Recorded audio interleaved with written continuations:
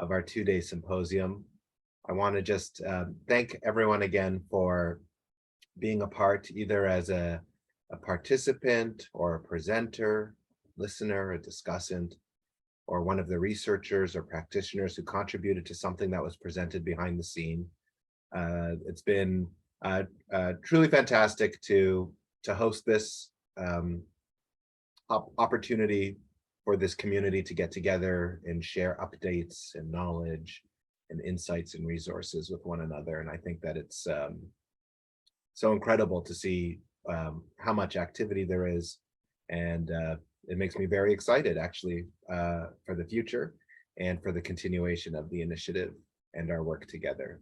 So we are at the final plenary session, and the idea here is to hear from some of the advisors of the project, some of our international collaborators, some leadership, members of the leadership team, kind of big ideas, big responses to what they've heard so far, what they've seen over the last year or over the last 2 days of the symposium, and so on. So I don't want to give away all of the topics because that is going to be Professor Karen Chapple's job. So I'm delighted to welcome Karen to moderate this panel. Karen is the director of the School of Cities and a colleague and professor of mine in the Department of Geography and Planning here at U of T. She spent many years, productive years as a professor at Berkeley University before joining us last year or so. And we have a very special connection between Mobilizing Justice and the School of Cities. And it's really a great pleasure for me to be able to ask Karen to moderate an event like this. And I'll turn the mic over to her now, and she'll go ahead and introduce the rest of the session and the panelists to everyone. So thanks very much, and the floor is yours. Great, thank you, Steve. I'm just thrilled to be able to introduce this panel and to moderate old friends and new on this panel. So a great set of folks in the field of transportation and transportation equity. And Steve, of course, Mobilizing Justice is the crown jewel of the School of Cities. We are so proud of Mobilizing Justice. I talk about you nonstop. So it's been one of the best things about coming to U of T is to meet Steve Farber and his gang. So we're really proud of what you've accomplished. Just a quick introduction. I want to just say a couple things and then I'll introduce the panel. One of the things I started reflecting on, I was able to attend some of the talks earlier, and what was really striking to me is how far we've come in the conversation about transportation equity, and how equity has sort of moved from the margins to the mainstream of transportation planning. And then I started reflecting on how that has come to happen, and I started thinking about people like Marty Wax in the 1980s writing about women and transportation, who really set the stage for this conversation. Today, I think about the explosion of work in the 1990s, and maybe that was Evie and me a little bit. And we used to be like the equity person on the transportation panel. Remember that? Those were the days. And the 2000s, we had Kelly Clifton and Betty Deacon's students and Brian Taylor and Brian's students, and a lot more work coming out. By the 2010s, when I was sitting on PhD committees at Berkeley, everybody was talking about transportation equity. That had become the focus. We've sort of shifted from transportation land use planning integration to equity. And of course, Carol Martens was a lot of that. Like kept once the book came out, that sort of stole the show and really changed the conversation. And mobilizing justice is part of that whole shift of mainstreaming the idea of equity. And mobilizing justice is not just a home for the academic conversation and mentoring the next generation of scholars in this area, asking new questions. It's at a much deeper level of sophistication than I think Marty would have even dreamed possible 40 years ago when he started the conversation. But also, what I can see in the panels and in the work of mobilizing justice is that the language has changed in practice, in the agencies themselves. The topics folks are talking about, displacement, safety for women and people of color, new types of metrics are emerging. So the field is really coming of age. My one pet peeve that's left is the data. We still don't have the data we need to really look at these issues. And that came out in some of the panels, like, where is the longitudinal data that we need to answer the questions that are so important in equity and planning? So that's sort of that's it. Once we can conquer that, we'll be done and we can all retire. So with that, I want to introduce the panel. So in no particular order, we have Paul Storer, Director of Transportation, City of Vancouver. We have Evie Blumenberg, Professor of Planning at UCLA. We have James Perttula, Director, Transit and Transportation Planning, City of Toronto. We have Howaida Hassan, Acting Director of Urban Growth and Open Space from the City of Edmonton, which has my favorite former Mayor Don Iveson, who's at the School of Cities now. And we have Karel, Martens Professor, Technion. So welcome all of you. We've given you guys some homework to think about. So what we want to do is just start off with a general reflection about the symposium, the activities you've been to, what you've observed. So, what were the big surprises of these couple of days, and what are the gaps still going forward? And just to keep things simple, why don't we just go in that order I just had? So maybe Paul, you could jump in and talk about the state of the field. Sounds great. Yeah, thank you, and excited to be here. I was so glad to be able to go to a number of the sessions. It was all really inspiring to see how much work is going on in the equity and mobility field. It's and a lot that I wasn't aware of. Like, it isn't often, as someone in city government, you get to spend a bunch of time hearing both other governments and researchers all really focused on something like this. So yeah, a huge amount of appreciation for Stephen and team for putting this on. This has been fantastic. I think I was at a number of sessions, and I also wish I could have gone to multiple ones at the same time. But there's a lot of work happening, and a lot of it seems to be fitting together really well. There was a bunch of things that I didn't kind of know were happening, particularly on the data side of things. So, something we've been talking about a lot at the City of Vancouver is kind of how to better look at our transportation system, and particularly in terms of access and who's getting access, and how are we evaluating people's access to where they need to go. And recognizing that, like, Infrastructure Canada and StatsCan are in this big project to put this together on a national level is fantastic. So I was surprised by a number of things that were going on kind of around Canada. That was great. It was great to see that we're really looking at how we survey people.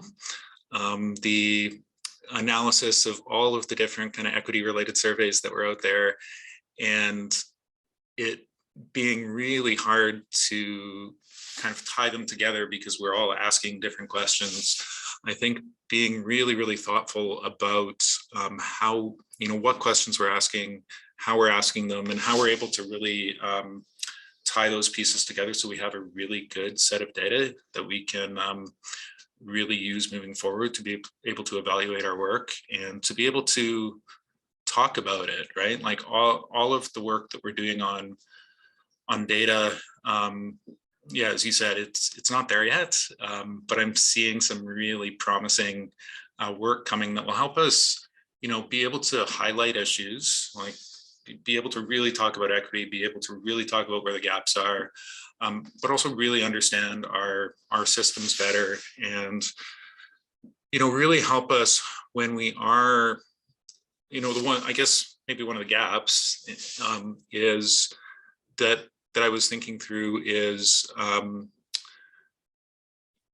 of thinking about how we pull all this together and how we talk to community about their own experiences.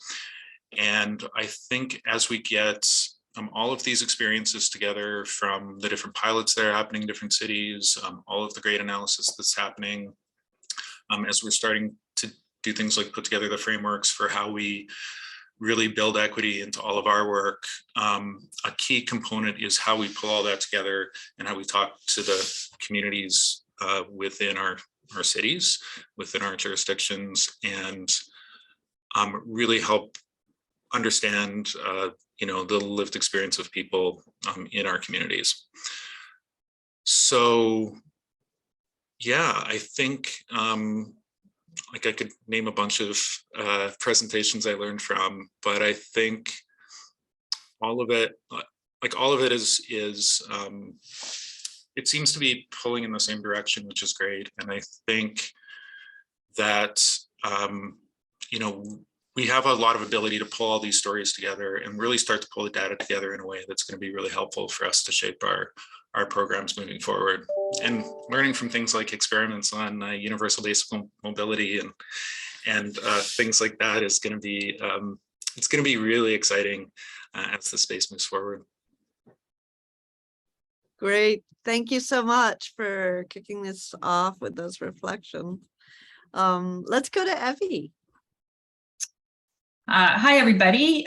First, I want to thank you for inviting me to this, the close of two what I thought were really, really interesting days of presentations. And like Paul, I was very impressed with everybody's sort of efforts and also the kind of specific accomplishments in year one.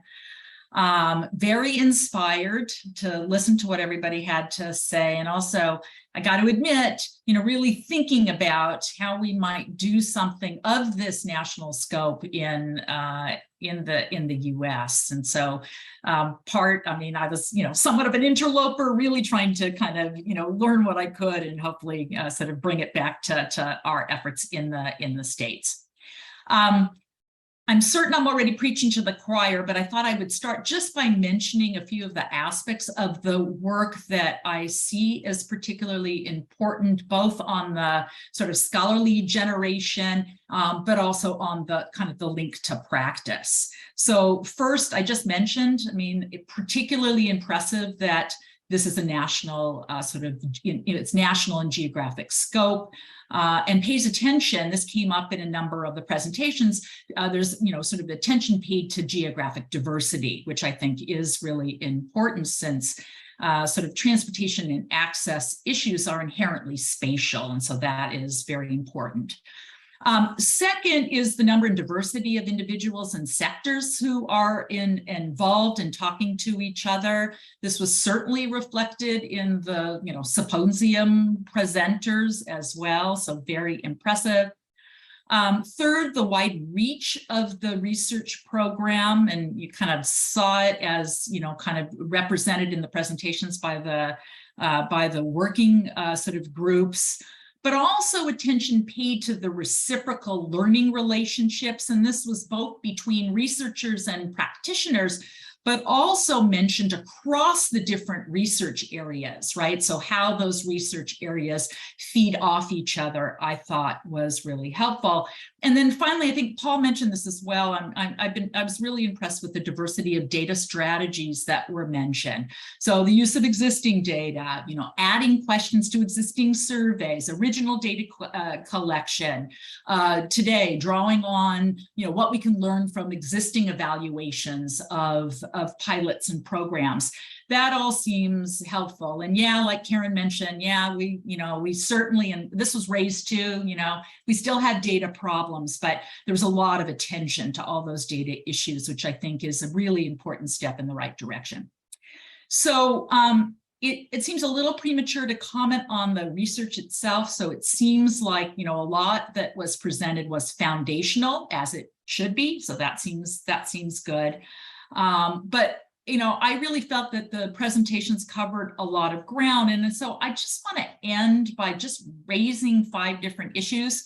Steve kicked this off by talking about big ideas. I'm not sure these are necessarily big ideas. There's just kind of notes that I took as I was listening to everybody's talk. So maybe big and small ideas, but okay. So the first is this question about how important is it to have a comparison group or control groups? And this came up, a lot of the presenters just asked this sort of question. It came up in the discussion of the survey, came up in the discussions of the pilot evaluations. And, to me, it seems important for policy purposes to have some kind of, comparison or control groups. But, certainly there are limitations. Cost is one for sure. And maybe there are ways of getting around this kind of, in thinking about the use of existing data as well. So that's number one. Second, related to the research focus on vulnerable population groups, and I think some of you probably heard my rap on this, but I'm increasingly concerned that the fate of access and equity for vulnerable groups is really predicated on the behavior of non-vulnerable groups, right? Higher income white travelers. And so who are doing the bulk of the travel and getting the bulk of the access. And so to what extent do we grapple with that? So that's 2. Third is an issue that came up a number of times, also with the survey and the pilot projects, is how do we actually go about reaching vulnerable population groups? Kind of that sort of engagement piece as well. Came up today with Sean Miller's presentation of LA Metro's work around their rideshare pilot, but the survey as well. So I think that's kind of a thorny issue. I got 2 more things, and I'm going to be quiet. Fourth is, a lot of the equity work, including my own on this issue, focuses on single destinations or single activities. And so, we heard a number of times kind of the list of activities, jobs and grocery stores and healthcare and all of that. But that's, I'm not saying anything original. That's not how most people travel. Certainly not how women with children travel. Right, so that's just not how this works. And so how do we start grappling with that? How does that sort of embedded in our research and data collection and whatnot? And then finally, there's been a lot of terrific work on access metrics, including, I think, a lot of the folks that are in this symposium. And I really do think that we need to spend a bit more time thinking about the outcome measures, the specific outcome sort of measures. And I know some of the presenters already have started to do that. So I think we're headed down that path. So, there's certainly these intermediate measures where we're thinking about, increased access to destinations or missed sort of, healthcare appointments or whatnot. But, how do we really get at the tangible quality of life sort of outcomes for individuals, families, and also communities? And so I think that deserves a bit more attention. That's it. Thank you, everyone. Thanks so much for sharing all of those thoughts. James. So as with others, Paul mentioned he was only able to pop into a few, and there were only a few each day that I got to, and really did come away with quite a bit that was really helpful, or got my thinking going a lot. You know, one of your questions, Karen, was what are the gaps? Part of what I realized, not so much of the gaps in the research, but the gaps in terms of what we're doing are still really evident to me. And Paul also mentioned this in terms of Vancouver, but there are things that we're still trying to figure out. My colleague Matt Davis made a presentation on some of the things we've been doing about trying to build equity into our capital planning, but it's more than that, and that's just a start. So I was struck in many of the presentations about things that we still need. We as practitioners are on the ground with major cities need to be thinking about. There were a couple of really interesting conversations today I found on the data-driven standards that I think in pushing that further will be really helpful for us. It really started to get to, I think what I need to do is to be able to demonstrate to decision makers how an investment in a particular transportation, transit, or other kind of transportation project will have very measurable benefits for different population groups. And so that was, I think, a very interesting conversation.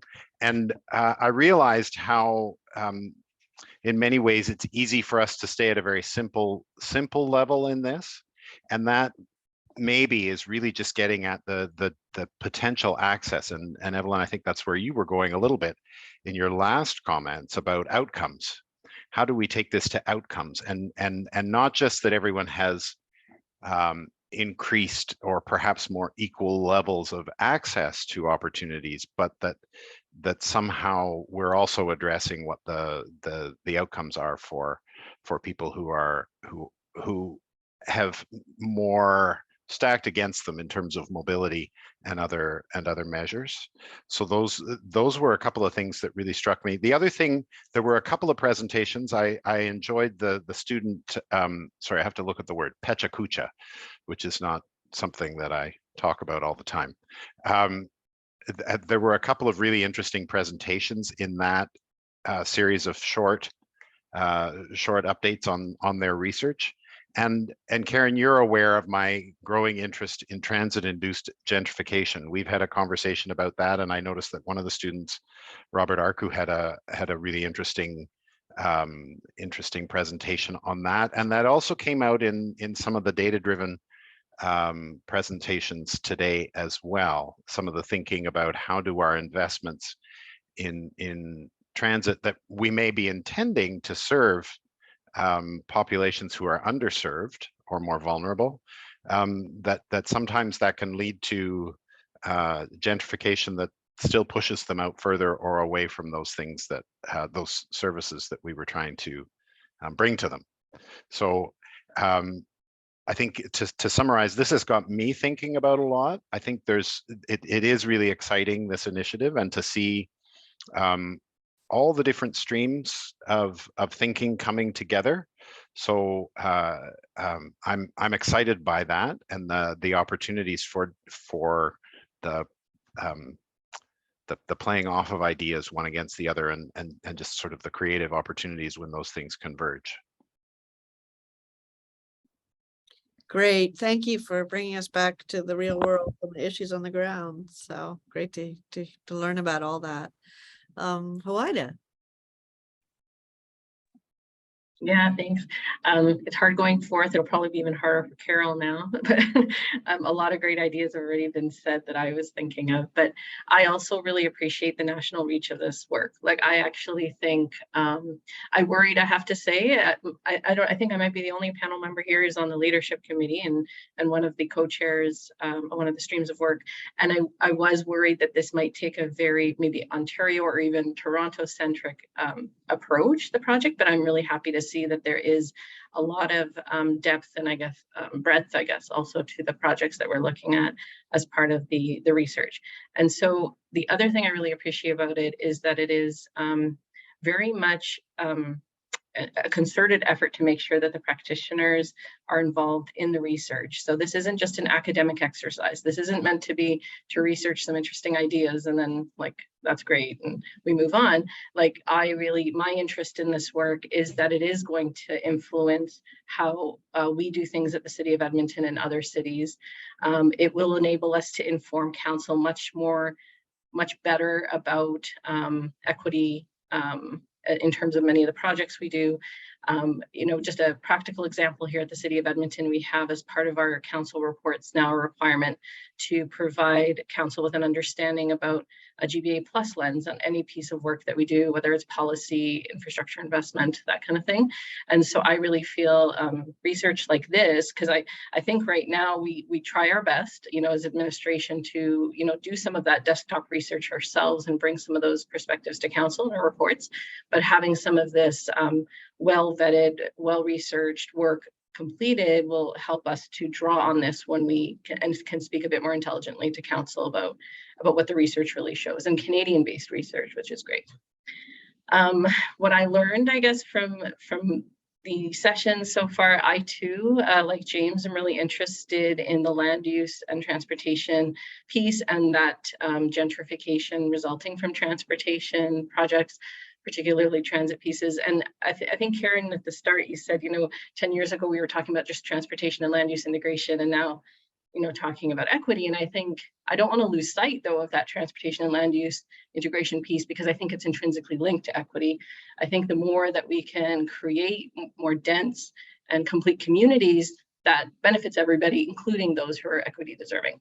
So I think we can't lose sight of that piece. I think that's pretty intrinsic, and I was really interested in that transit-induced gentrification piece as well. And I guess just finally, in terms of a question that I have for us as we kind of advance this work is, we're doing this because we feel like there's a moral imperative for, in some ways for us to advance this and make our cities more equitable. We have to keep in mind that we can't just advance this work and have it impact people, but we have to bring them along with us on the journey. So equity deserving groups for a long time have had things just happen to them. I see this work as working with them and bringing them along for that journey. I heard things in sessions like using language that is accessible, that makes sense to people. That's like small things that we can do for sure to help. So those are just some thoughts I had, acknowledging that also equity deserving groups might wonder, why now? Why are you paying so much attention to this now? We've always had equity issues. So us just being able to articulate, why this is a focus for governments, for academics, and so on. Wow, thank you for saying that all so eloquently. So last but not least, Karel. Thanks for having me. The project is amazing, covering so much ground, so much different projects going on at the same time, from very, very hands-on pilot projects to large-scale surveys, literature reviews. I think any academic would envy Stephen to head such a project, and I do, but I'm also very pleased that he managed to get it and pushes the agenda forward, which is so important in Canada and beyond. I just want to share some observations from joining many sessions today and listening to the sessions from last week. And the first one, maybe it's because I come from overseas and not being a native English speaker, but I noticed the language being used in some of the sessions by some of the people, certainly not everybody. So people interested in MJ, equity-seeking groups, equity-deserving populations, and for me, these are to some extent some weird terms. I would say everybody deserves equity. That's the fundamental idea of equity. So all groups deserve equity, and yes, certain groups have been neglected for decades, severely neglected, I think. And we saw also today a presentation that the chances that the group is increasing because of suburbanization of poverty is increasing. So we have a major challenge. I appreciate that as a new language. If you want to change the discourse, we need a new language.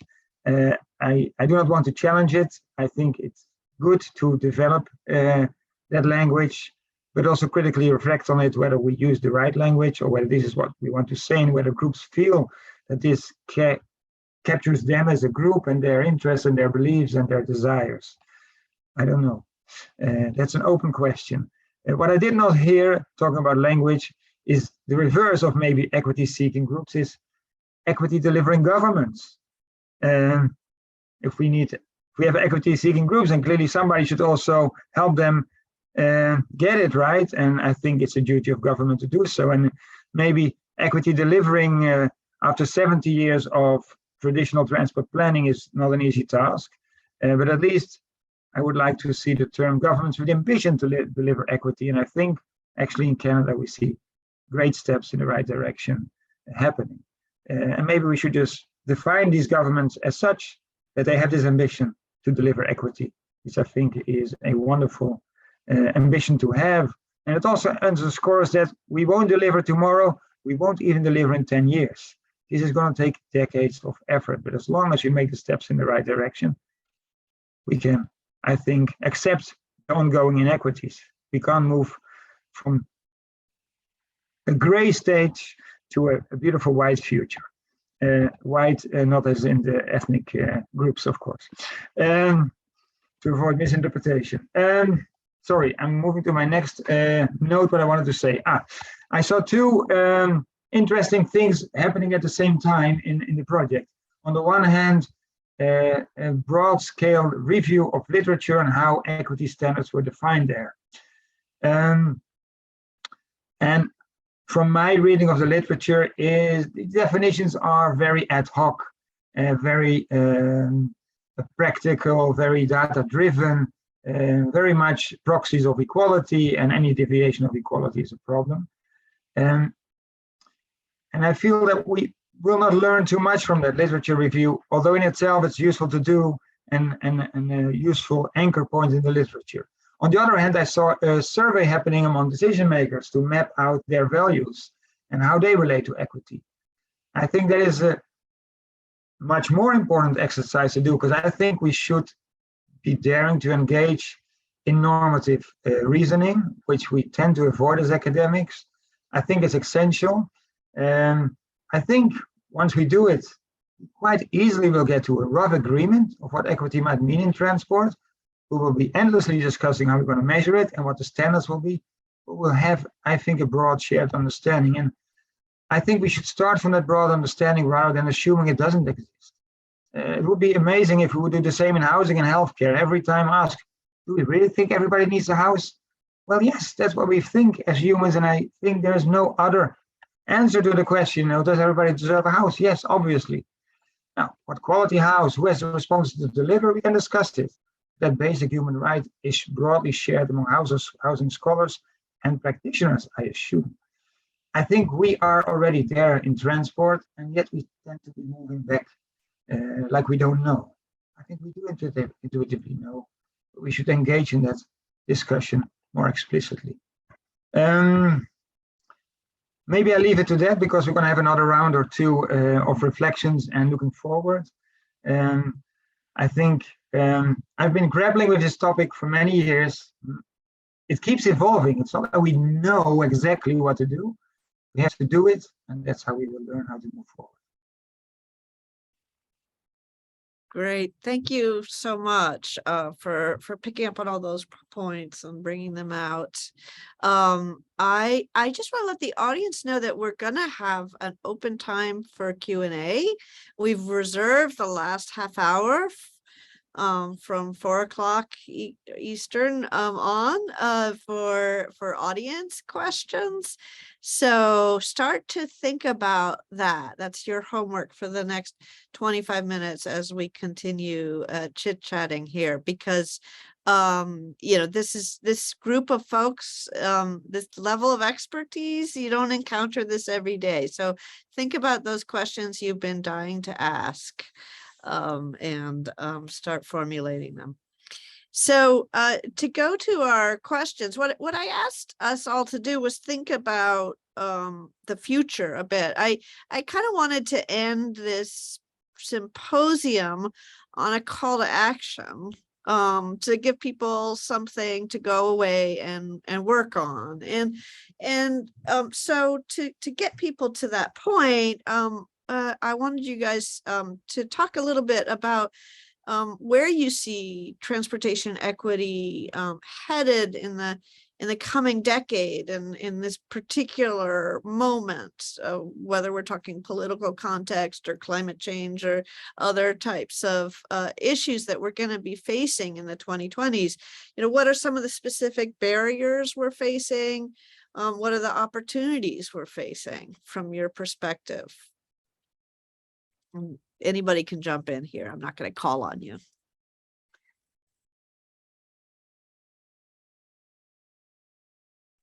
I have a couple of thoughts, like they're kind of different things, but just through this symposium got me thinking about some of those sticky small barriers that might continue. So thinking about as we continue, for example, in our transit system to modernize, bring greater technology to our transit systems to facilitate mode shift, get more people on transit, who might we be leaving behind in some of that technological change? So as we, start to put more on cards and needing to use your phone more, who gets left behind in those conversations? And how do we as cities, I guess urban centers, think about, we do want to advance those things. We see those as positive improvements for getting more people on transit, which is a key goal from a climate perspective and for other reasons. But how do we ensure folks don't get left behind? So that's more like a kind of a nitty-gritty piece, but then I also think about the broader visioning. So I work in more like long-term strategy, and I often feel equity deserving groups are not who show up to our engagements. And so how do we, in that long-term vision piece, make sure that the vision includes intrinsically the views of equity deserving groups? And that means we have to engage differently. We have to go out to those groups differently, and quite frankly, meet them where they are. So kind of two big.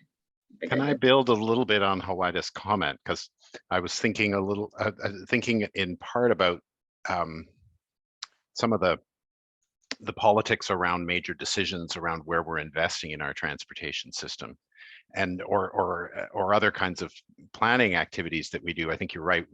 We don't always reach the populations we hope to bring into our conversations and consultations. But I also think that that there may be some gaps in terms of advocacy for particular projects and for investments in certain things, in certain kinds of projects from some of the communities that we need to serve. There may be different barriers to prevent them from being engaged, and so I think I would agree it does fall to government officials to be broadening the way they go out, but also to be doing this kind of analysis to bring in some of the understanding and thinking about equity in transportation to fill some of those gaps. You've got some very savvy people that come out to a lot of our public consultations on things and have a lot of influence politically. And sometimes that needs to be balanced off against with the interests or views of others.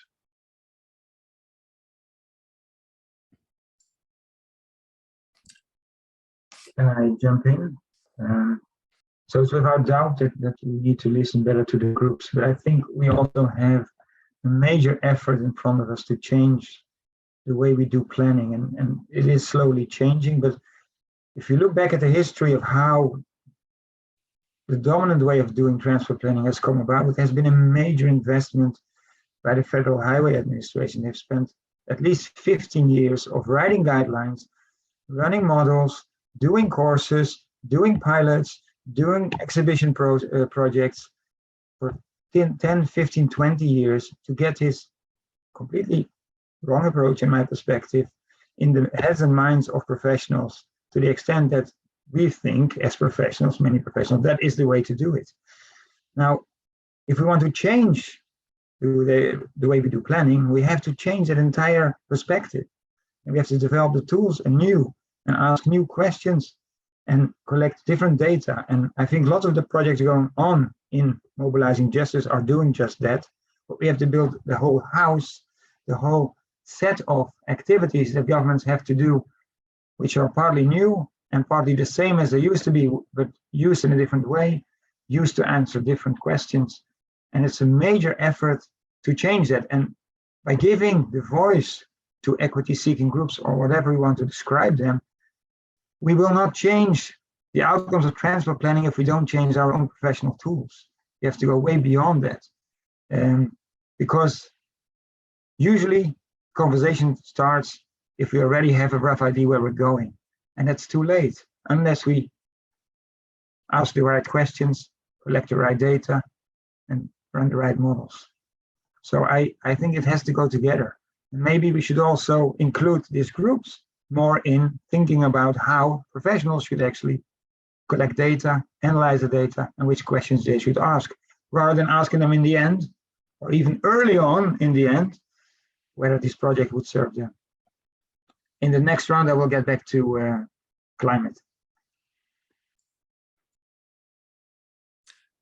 I love that there's been a lot of conversation on how we talk to equity-seeking communities. Like, this is one of the things that I think we really have not done well in the past, and bringing different communities into the conversation about how we plan for the future of transportation, how we assess mobility, how we can determine where the gaps are in mobility for different groups is really critical. I know we've been getting better over time about, and particularly with our most recent big city plan, or Vancouver plan, about dedicating a lot of resources to going out to community, to identifying where different communities are, and really trying to listen to what their experience is. There's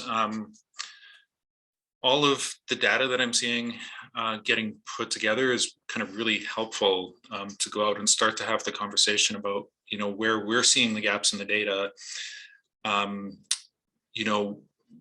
how we're seeing transportation working, how we're seeing access working, how we're seeing mobility working, and then how people are seeing it in their own lives. Like, we all know, working in the transportation field, thinking about transportation as a system can be very different than people's individual experiences, right? And the more we can have the data background and really be able to bring those conversations to people and have those deep conversations that really help us understand, in a deeper way, what the gaps are for different communities, I think that's really, really going to help us deliver on equity moving ahead.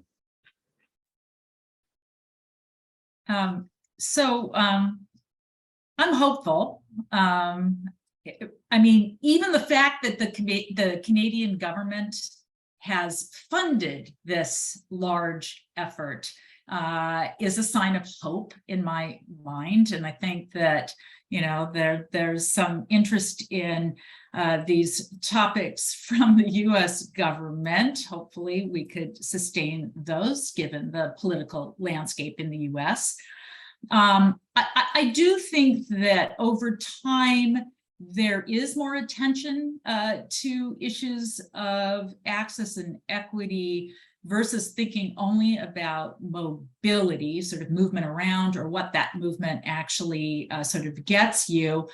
Although I would say that kind of and I think this was raised last week, that the actual use of these sort of access and equity metrics by agencies, and here I'm just telling you right now, I've got my US lens on because that's where I'm sitting in Los Angeles.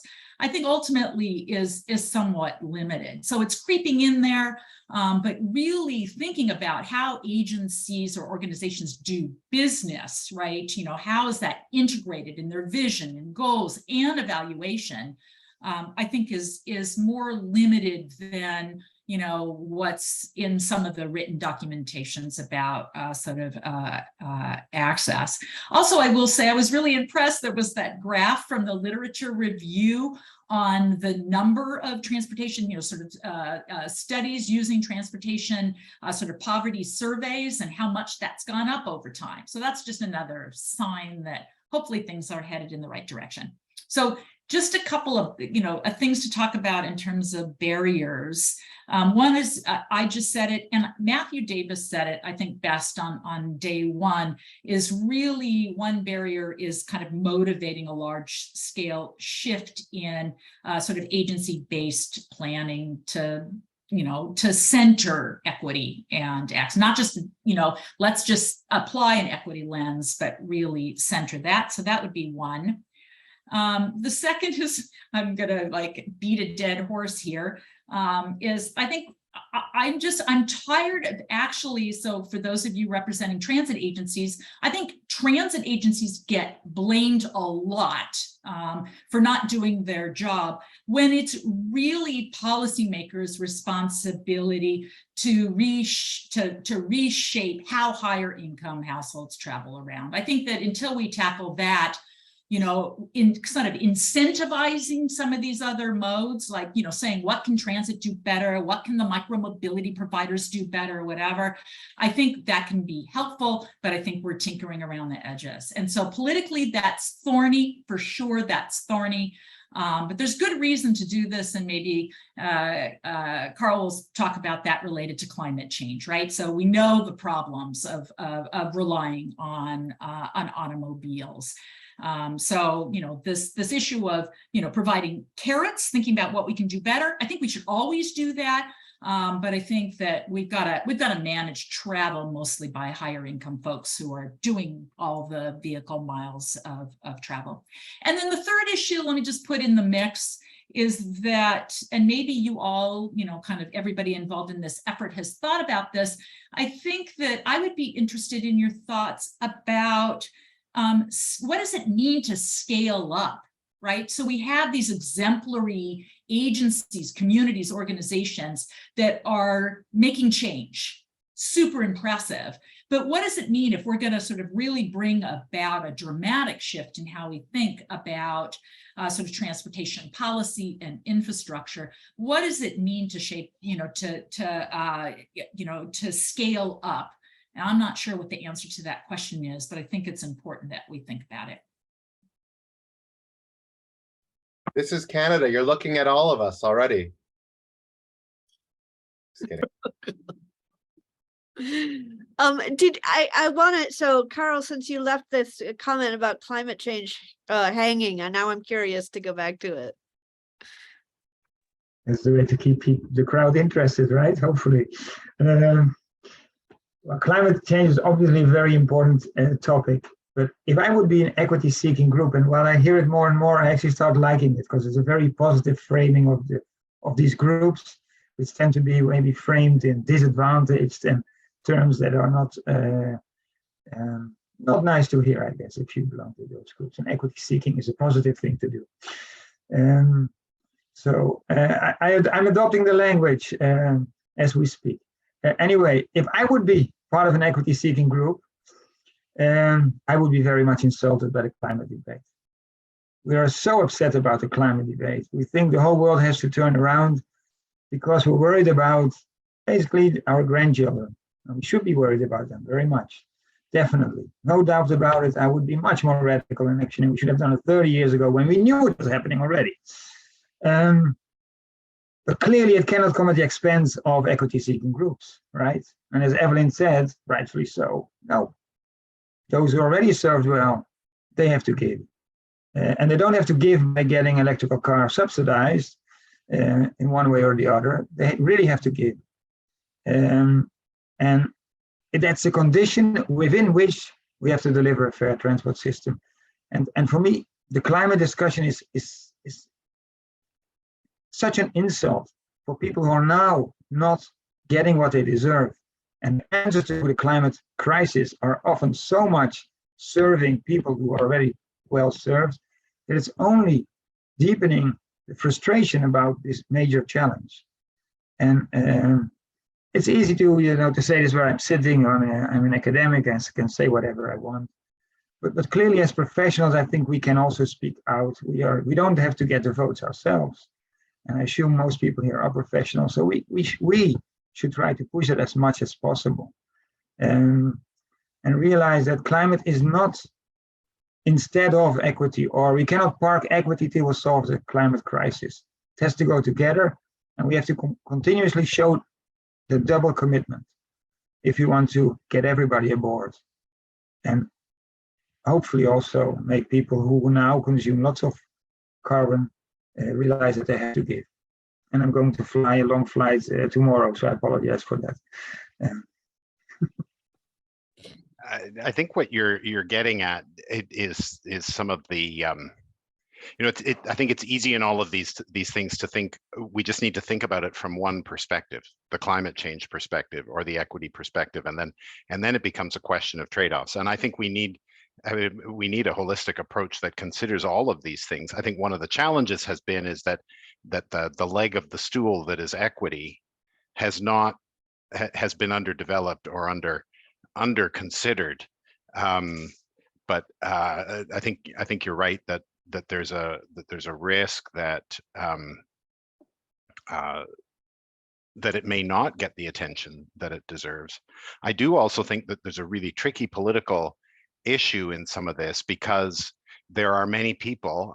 I have multiple mobility options because of where I live, because of my income bracket, from so many different things, and getting people to give up. So you pointed to subsidies on EVs, which generally politically would be seen as a great thing, and yet it doesn't necessarily address some fundamental questions. It doesn't address congestion by any means. It doesn't address a whole host of questions. But I do think we need to bring all of this together, and what this exercise really needs to be about is to beef up that that one area of our analysis that's been neglected or underrepresented in our thinking around the transportation system and planning out what we do for the future.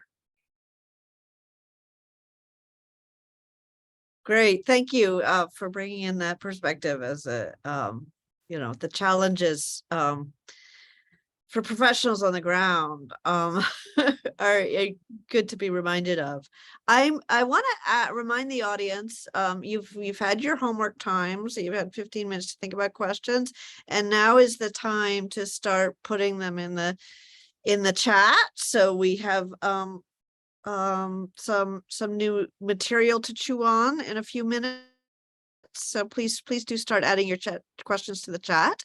But before we go to those questions, I want to turn the conversation specifically to mobilizing justice, and see what we can do to give MJ some homework. So Steve, I hope you've got your pencil sharpened. Matt, Jasmine, everybody. So what we already heard from this group is already an agenda for your next couple years and hopefully the coming decades. So ideas about you need to deal with technological change and make sure it's equitable. You need to think about participation and processes. We need to think about how we talk and how we plan for communities. We need to make sure we have conversations, ongoing conversations that bring these issues to the fore on a consistent basis. We need to think about the everyday work of agencies, not just the longer term or measurement metrics and so forth. We need to motivate the big agencies to center equity. We need to think about scale. We need to think about equity and climate at the same time. So that's the beginning of your homework. And now I want to go back to our panel and ask them for some more specific advice for mobilizing justice. So, it could be also what you're excited about for MJ, but also what are the challenges and risks that MJ faces as it grows up and and blossoms.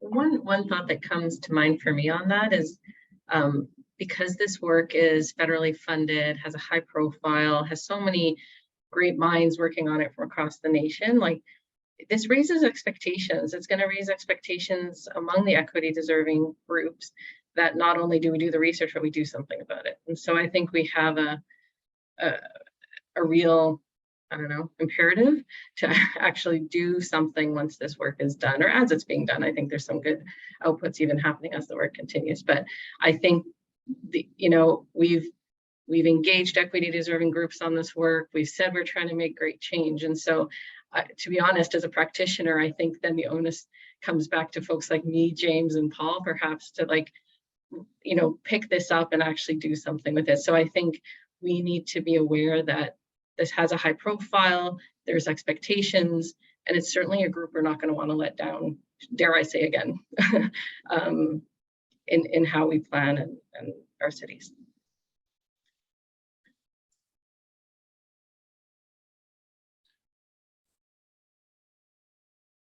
I had a couple things come to mind, and coming from some things that both Evelyn and Karel said, there's this big kind of question about how we price transportation and equity. We haven't heard a lot about that in the sessions that kind of I've been into, but pricing really is one of those tools. Like it's kind of a key tool to be able to influence the behavior that we need, right? And I feel like in our region, we keep getting into a conversation that kind of dies off after a while. But, if we really starting to think through, is there a pricing model that we can really use to influence behavior of the people who can afford it and help fund mobility for the people who cannot afford it? Fundamentally, there's something we need to do, because right now we have a pricing model.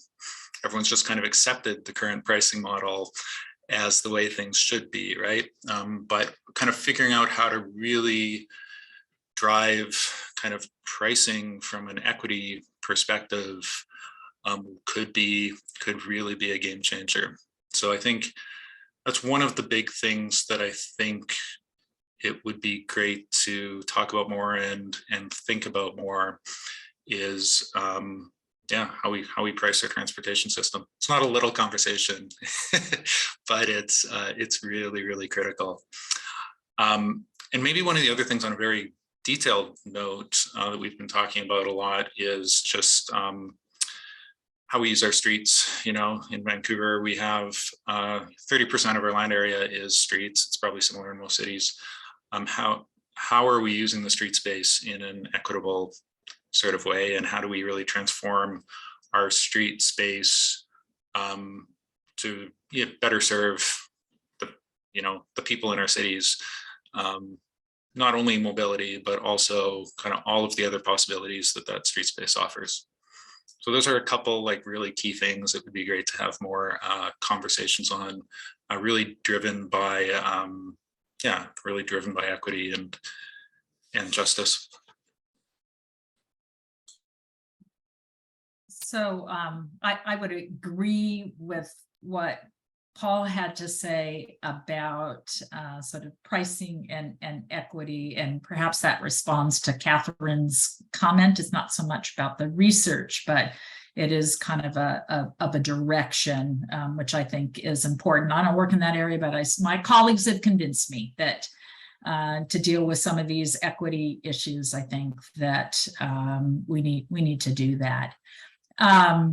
We need to tackle the finance and the pricing piece of all of this. But I'm going to talk about just three completely different things, not about that. Just going back to this particular effort, I think that you all are trying to do so much that potentially, I'm just, again, I'm coming in from the outside. So potentially prioritizing seems important. I mean, it came up in a very specific way about what's going to go on that survey instrument, for example. But I think that there are probably broader issues of prioritizing your effort and thinking about ways that, given the funding that you have, ways that you can be the most effective. And from the first round, the reports on the first day, I would hope that one of the strategies is thinking about those projects that speak to, kind of the multiple areas, program areas, or can kind of feed off those. But in any case, I think it just seems like you're trying to do so much that ultimately, it will be helpful to just think, not just let things go, but really kind of think strategically about which elements of your program are most important. And so that's really different than a pricing, than a focus on pricing, that, really just coming back to kind of my outsider's take on your effort. And then just to respond to something that Steve said, it's like, we're all in the room. Yeah, so I'm thinking this is kind of point number 2 is you all are doing such great work. Is there some thinking about what happens after you have all these great findings? You know what I mean? That, that's beyond the existing network that you have created. To help shift in a very broad way. And here I'm thinking about, kind of planning practice, right? Not, and maybe some additional academics, but mostly on the practice side of things. How can you use all this fantastic work to have an impact beyond those that are directly involved in the nuts and bolts of your effort? Communication, all the various pieces of this. And then the last thing, and this maybe comes from another part of my life before I was an academic, I'm curious to hear from you all whether you have your own kind of measures of success for your work, right? So what are you looking at the end of the day, at the end of your funding period or whatever? Are there particular kinds of measures of success that may help prioritize things too? So on a very different level, those are some responses. I'd like to build again on something Howaida said, because she was thinking in a similar direction. I think there's been a pent-up interest and a recognition that we need to do something. And so I do think that there's some pressure to start to deliver some results. So I was listening to some of the sessions today thinking, okay, what can I do with that? And some of it was a mid-project report. And so there's still some time that needs to be spent to get to results. But I think that, and maybe this is riffing off Evelyn, your point about prioritization. I think recognizing who not who you're serving, but who your network is and how you want to try and influence things. I think it will be important to be thinking about what are some of the things that are the long-term, really important research, as well as some things that are starting to feed out there to the network. And I'm thinking particularly of some of the government partners that are particularly keen about what you're doing because of the ways it may help to influence some of our planning and decision making in the more immediate term or nearer term, and not just long term. I also think, my sense is, and I don't know how, my sense is that Canada is a little bit behind in terms of thinking about some of these things, and appreciate all the positive comments about this network of research and all that's going on, because I'm very excited about it. But I think we're playing a little bit of catch up on some of these ideas. So we don't want it to take a long time. So it's great to hear practitioners being eager to not do work, and I want to strengthen that. One of the interesting presentations I heard today was the development of an open source tool where basically the 4-step model was used through an equity lens to deliver equity analysis. And I think using these tools and further developing them together with practitioners and taking them through a process, even if it's like a parallel process to the general process that's happening within a certain locality, would be a very strong learning process. Or if we start analyzing differently and ask questions differently and use the tools that are being developed in mobilizing justice, what will we see? And are these actually things we want to see and we can actually give an answer to? We only know this if we do it. And I think that it is an opportunity that you will only have once. You have 4 years left, if I'm not mistaken. So it's something you have to start up now in a protected environment where professionals feel that we can do this. There's no direct repercussion. We will learn a lot together to develop the tools further and to see how the tools can actually help us make better plans. So that's one, I think, very practically oriented approach, very much towards the professional side of practice, but I think very much necessary to do so. The other thing is maybe more conceptual, and I think I've been banging myself on the table that accessibility is the right good that is being distributed in the transport domain. And I think conceptually this is still correct, but at the same time, accessibility is a very elusive concept. It's something you ultimately cannot really measure. It's depending on so many factors. And I think many of the case studies we heard in these 2 days pointed out safety concerns. People have very different patterns than the assumptions underlying accessibility measures and so forth. So in the end, it's very, very difficult to say, oh, this is the right way to measure accessibility. And so I want to link to what Evelyn said earlier on, basically look at a whole set of outcome measures as a set of measures, indicators that point out whether you're in the right direction and whether measures might help. And not be obsessive about this perfect conceptualization of what transport is doing. In the end, transport is, the system is supposed to serve everyone, help everybody, enable everybody to get to the places they want to get to and have to get to. It's as simple as that, but measuring that is an impossibility in a way. You can't measure it by observing behavior. You can't measure it perfectly by some abstract complex accessibility measure. So you have to use multiple measures, more complex than the old model where we just ran a demand model and then we had congestion on links and the world was very easy. It's more complex, much more interesting, but also in the end, it will deliver a much better transport system, both for climate, would be my argument, and for equity. Because if you build an equitable transport system, it's not about giving a sufficient, very minor transport system so they have something they can get around. No, it is create a system that people can live a decent life. Yes, and maybe not high speed, 120 kilometers per hour to every destination in their own vehicle. The reasonable time against reasonable cost. If you build this, we also build a system that is much more climate robust. Equity leads to climate robust system. Starting with climate leads to a very inequitable system, would be my argument. Okay, thank you all for providing those insights to the team. And we have 1 or 2 questions in the chat. I want to actually first, though, give some time to Steve and Matt to respond to these issues and ideas that have come up.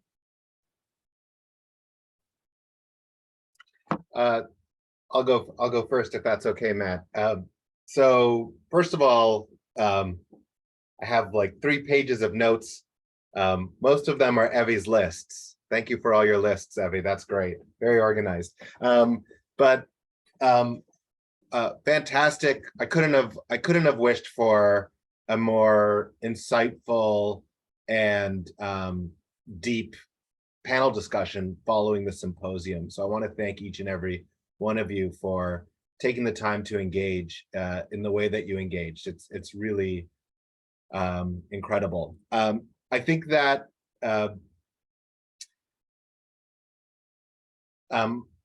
I can speak for kind of the leadership of the project when I say that the things that we're trying to keep front and center as we go through and make decisions about our project, I think for the most part, it's very much in line with the types of comments that I heard from the panel today. So I'm really, really pleased that there was nothing there that is gonna shake us all the way down to the foundations, but a little bit of shaking and a little bit of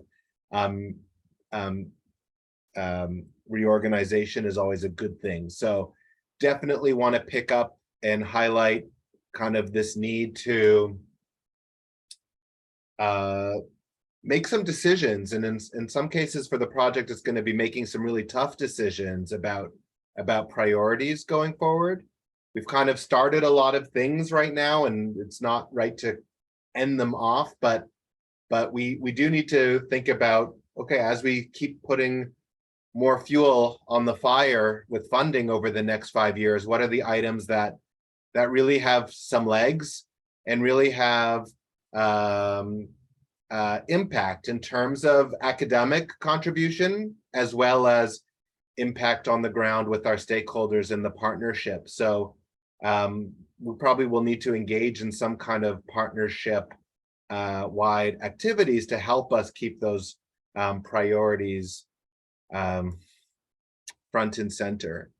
Pricing, we want to do more about pricing, and for those here listening, definitely it's one of our dream kind of pilot ideas for MJs to do something around equity and pricing strategies. But we do need some partners who are at that stage and ready to move forward with some kind of tests for us to partner on, and that's quite hard to find in Canada right now. I want to speak about this tension, and at first I thought it was a tension. You know, going into this project, I thought there was going to be a huge tension between reconciling what we hear from communities and with the fact that we're kind of working mostly with government partners in a top-down way to change policy and practice, right? Planning, practice, and policy. And I thought that one of the grand challenges is, okay, making sure that we do that together with community. And I think with the way that we're doing things, that's happening, and it's happening quite well without a lot of conflict so far. And I think that's good. And I hope that means that our model is mostly right in terms of creating this open and transparent environment and conscientiously including at all times the different voices, academics, government, equity providing governments, and equity deserving communities.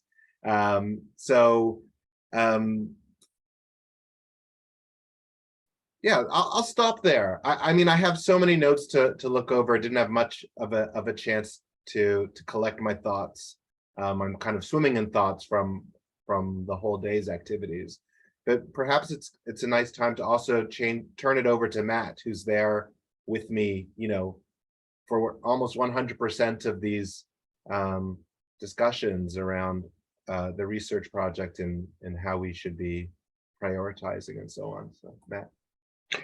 Thanks, Steve. I'll actually take Hawaida's point about raising expectations and having an imperative to act. I think one of the things that I'm starting to realize is that MJ hasn't thought so much yet about how to even just communicate the impacts that we have been making, and making sure that it's a two-way street with community, not just in terms of feedback and knowledge exchange, but also in terms of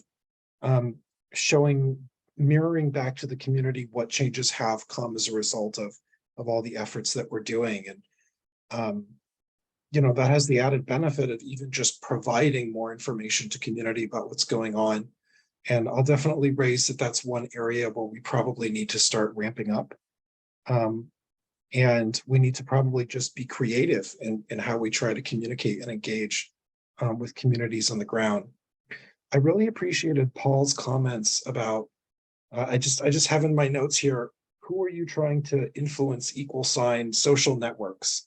I think it was something like, something that I've come to appreciate from working on MJ is the extent to which change happens through policy networks and communication between different policy actors. And to a huge extent, MJ's success relies on the health of the relationships between our partners with each other, with faculty, and with the students. And so that has been really informative, and it kind of changed for me to get at Evie's question, like, what are the priorities? And like, I think,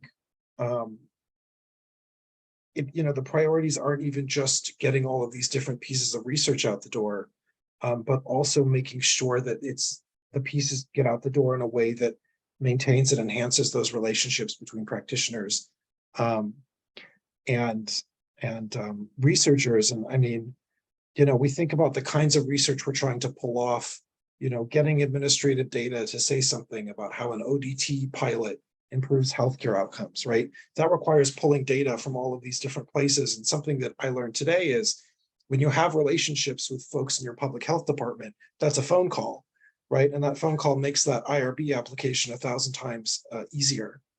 So I think for me that the importance of continuing to invest in our network of practitioners, students, scholars is a really important thing, just so that people know who to make that call to help get the ball rolling on a lot of our projects.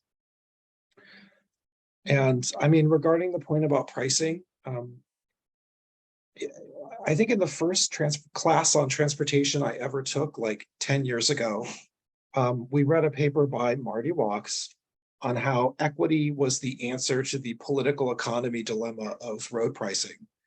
And here we are in, the year of our Lord 2022, and like, it's the same conversation. And I don't, to be honest, the question of how do we address privileged travelers, traveling in a way that is polluting the planet? I think about that as something we want to take on, and I don't know. I mean, everyone in this room and at this panel has been thinking about it for decades, right? And it's like I kind of just want to go hide under a rock at this point, if I'm honest.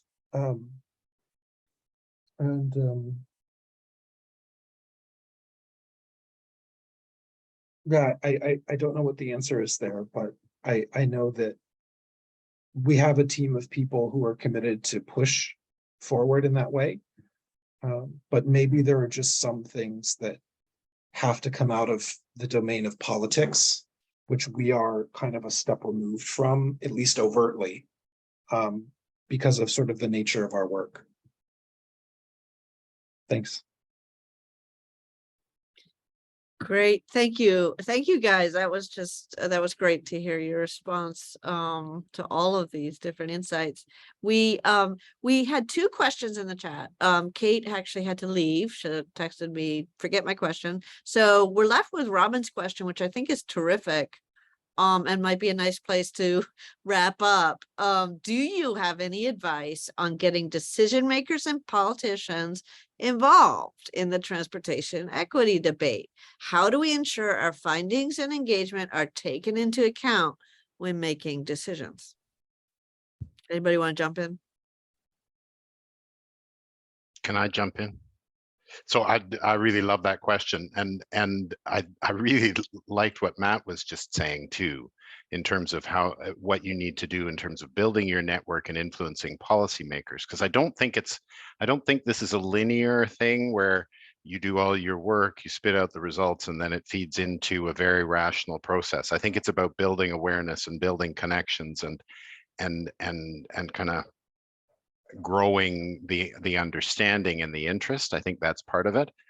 I spoke a little bit about some of the things that we need to do in terms of, because ultimately I prepare recommendations to council, and it's a political decision about what we do on those things. So to the extent that I am equipped, that I have, and my colleagues, that Paul and Howaida are equipped with information or ways of talking about things, ways to explain in clear language to the politicians how what we're doing or recommending here would have these kinds of benefits for different communities. That's all really helpful in us trying to influence that debate. I think the other thing, and I apologize if there was any discussion in these 2 days about the survey that you were doing of municipal politicians, because I didn't catch everything. So I don't know where the results stand on that. But I think that was also great. And we promoted that with our council members. We sent out a note to all councillors encouraging them to participate when they got the survey. So I'd be interested to know what kind of response there was. Can follow up on that later. But I think that also was a great activity for starting. There were probably some politicians who were saying, wow, I'm ever glad you're doing this. I've been thinking a lot about it. And others who were thinking, equity and transportation? What is this? But it's starting to shift awareness and thinking. So I think that was a really great initiative that was part of this.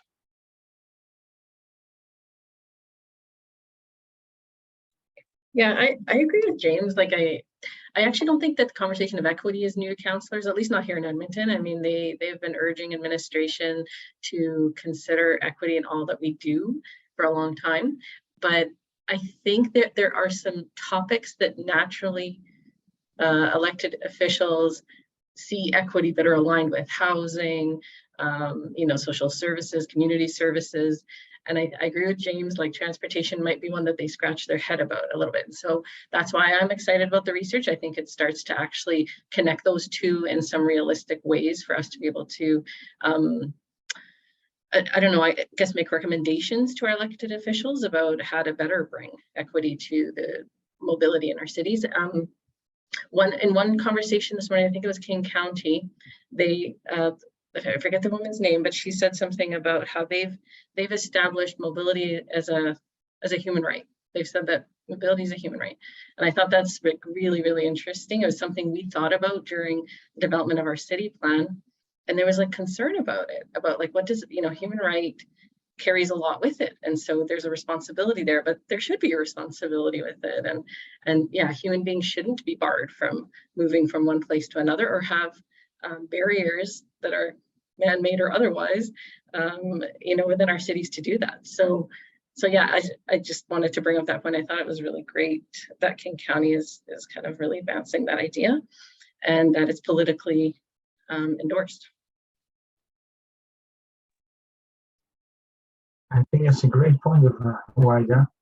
I think where maybe also vulnerable groups are brought in way too late, in the way politicians are brought in way too late in the discussion. And in any political community, there will always be people who will be willing to listen to arguments about equity, but they have difficulty to phrase transport policy through that lens. It's not as obvious as housing, as healthcare, as education has been for decades.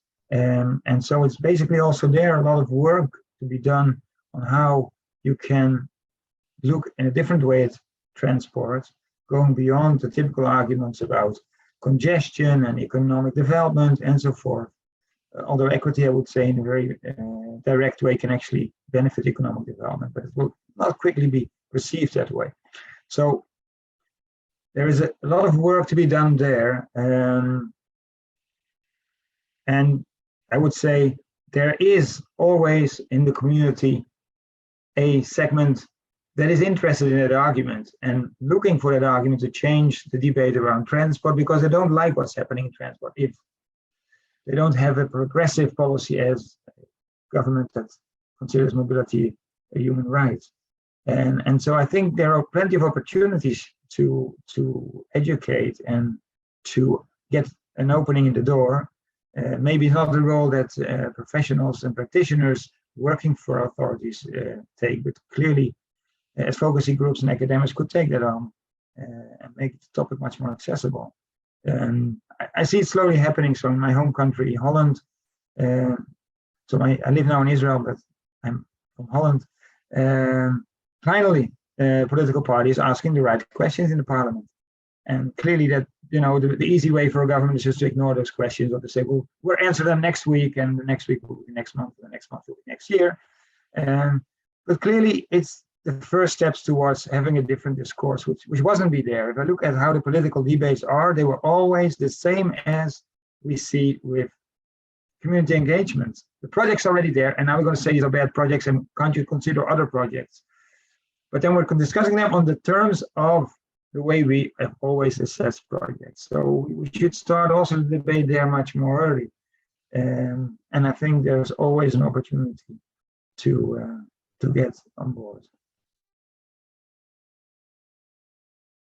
So I'm really hoping that what James said to kick things off is right, that it is helpful. I mean, you know, I'm a researcher, so I'm hoping that it is helpful to policymakers to actually have research showing that, you know, sort of X and Y approach has very tangible benefits, and that ultimately then does help sort of influence policymakers and the kind of the decisions that they make. I guess I have to feel that that's important given, you know, my career choices in life. So I'm really happy that James had mentioned that. And then I guess Steve was teasing me about my list. So I have two other things. I'm going to end with a list, I guess. So two other things. One is, I think, you know, there's lots of different policymakers and lots of different agencies, and I think we have to be open to this idea. I mean, Alex Carner, I think, talks about this, and I think he's right. We got to be open to this idea that there are different ways that agencies can use these ideas and practice them, that there's not kind of one single way. So, you know, something that a large agency in Toronto or LA Metro or, you know, will do may just not be possible with a smaller, you know, kind of agency in a different context. And I think kind of to spread these ideas, we've got to be open to that. And then the third thing, I might as well add in the mix, because I mean, you had students doing presenting, you know, some of us teach professional students, they're the future, you know, they're going to go into all of these agencies. So in as much as we could, you know, kind of shape how students are thinking about these issues, I think maybe that cohort effect, you know, hopefully, that's my hope. Again, you know, I teach students, that ultimately that will help contribute to change.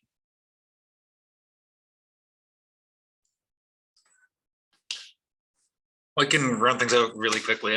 I agree with everything everyone was saying on this. I think you know, we tend to have politicians that care a lot about equity and speak a lot about equity, but it's hard to assess a lot of the time, right? Like, it's hard when we're talking about a program or talking about an issue or talking about something. Like, if we don't have the research and the background and the data, if we don't have clearly articulated policies around what we mean around equity, then it becomes just this thing you say, and then it can be used for what to kind of speak in favor or against kind of any any given thing. Like, it's something that I think we really need to do is articulate it a lot better and have a lot better data about kind of why equity is important and how we can start to close gaps around equity. Great. And thank you, Paul. You ended up opening and closing the whole panel. So thanks for the bookends. So we'll wrap it up here. Thank you all so much for a very rich conversation. Thank you for Mobilizing Justice for bringing us all together and making us talk about your fascinating work. And best of luck going forward, and you know where to find us all whenever you want to chat. And thank you to the audience for coming in and putting such provocative thoughts in the chat as well. So I'll just hand it back to Steve to have the very, very last word. Okay, well, I'll be very quick. Thank you, Karen, for moderating the session so nicely. And your opening comments were also really insightful and got us started really, really well. And great questions to prepare the panelists as well. So it's been an incredible year. We might need to get better at communicating the impacts that we're having as a network. But I know, and I think a lot of you know what some of those impacts are and what they've been so far. And we do have an amazing critical mass. The doors are open on so many levels. People are listening, and they know that they can come to us, for advice in this area. And I think that we've created, all of us together, this amazing opportunity that didn't exist in the transportation equity space in Canada before. And that's really, even that's a great accomplishment. And sure, we've got lots of things to do, lots of hard work ahead of us. But it's the work that we like doing, that we want to be doing. And that gives us a lot of satisfaction personally, as well as hopefully, having that impact, positive impact on the world. So just thank you again for coming and getting caught up and being part of this conversation and being part of that co-learning experience that we're trying to develop with the partnership. And I think the state of the partnership is strong. I think we are doing really, really well in terms of keeping that engagement, and it's only going to grow as the results and the actions start to come to fruition. So until next time, please register for our newsletter to stay abreast of all of our events coming up in the future, and we hope to see you there. Thanks.